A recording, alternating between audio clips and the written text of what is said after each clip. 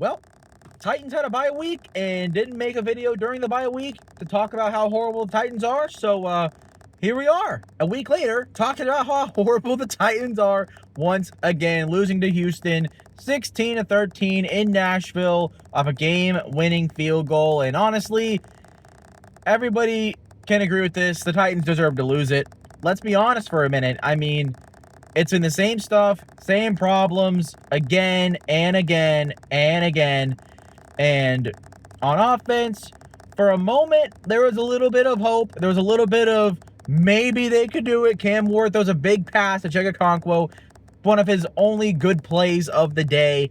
And we'll talk a little bit more about that and the progression of Cam Ward in a moment, along with everybody else, along with the young people on the team. And then defense played well for the most part. I mean, being honest, these past few weeks, the Titans defense has made plays. They've kept this team in the game somewhat. I mean, they have not been awful. Like, they have not been absolutely despicably unwatchable. Because what the Titans defense, what are they doing? They're getting off the field on third down. They're getting pressured. They're coming away with more sacks than they were at the start of the year. The pass rush has actually gotten better, which is a shock considering how many players aren't even on the field right now. Arden Key came back and made an impact. So, hey, you know what? You get a shout out. You made some plays in this game. So, credit where credit's due, my friend. But other than that, I mean, it's just the same stuff. I mean, the offense at this point, I mean, you have a bye week. You have a bye week. You're at home against a divisional opponent. And you come out and you do the same thing. Conservative play calls. How many times are we going to run on first down?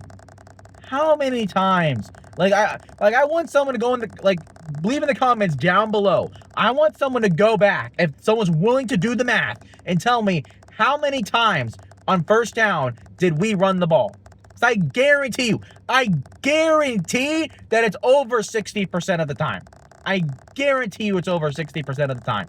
If you're doing anything over 60% of the time in the NFL in terms of your offensive play calling, you're not doing something right.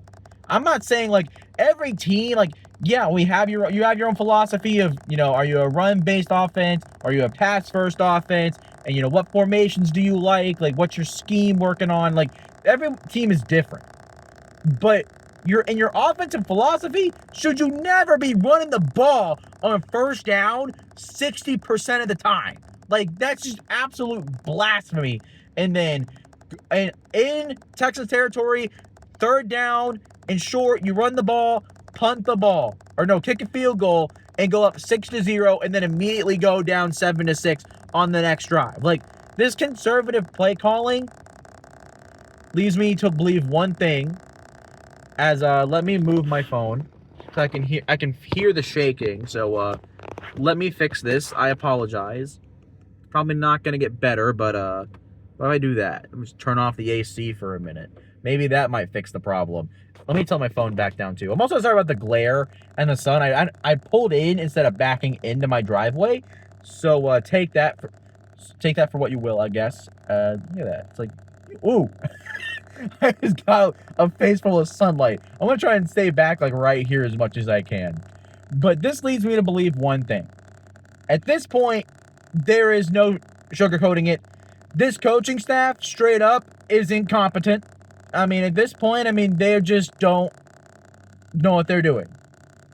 Either it's more of that, or we've talked about the ownership having a directive of, oh yeah, don't go all the way. We're trying to tank this season.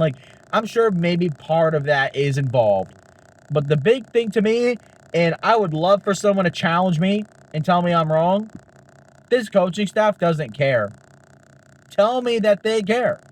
They sat there and had a bye week, a whole extra week to prepare for a divisional opponent at home, and we come out and you're still conservative, terrible in-game decision-making and game management.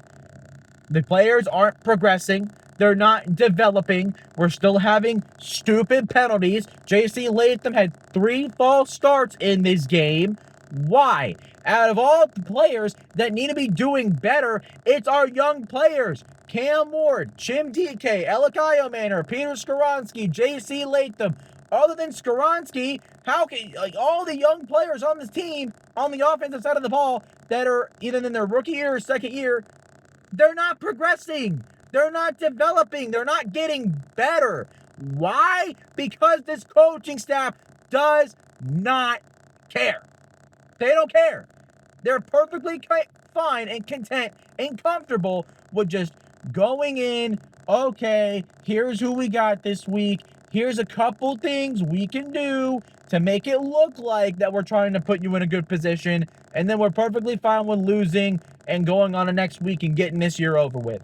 Because at some point, if you're a coach of a football team, isn't your instinct to want to do everything you possibly can to help your team get better? Whether it's getting aggressive, trying something new on offense, anything to get this team jump started, get it moving, or see some progression. They're not doing that. They're not doing anything different.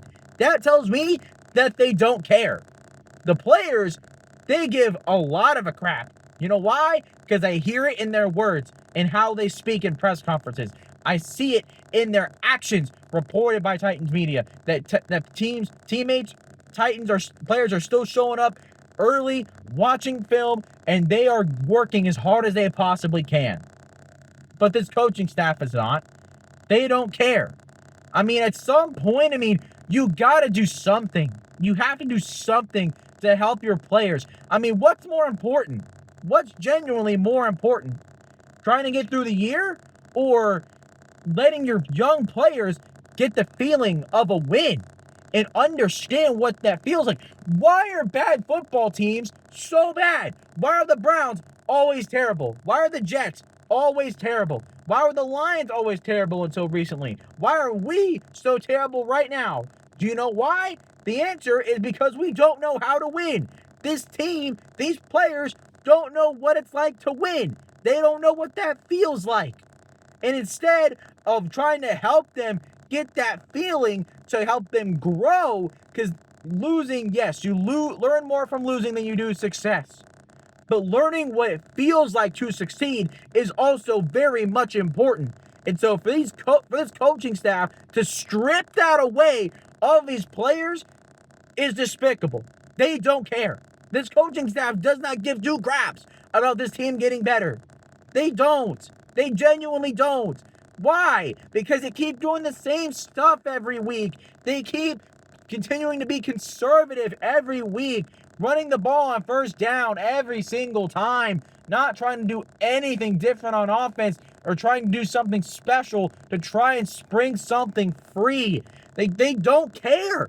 I want someone from the team, a coach, a player, someone that come to my comments in my YouTube bio. My email is there. Send me an email and tell me that I am wrong and explain it and prove it to me.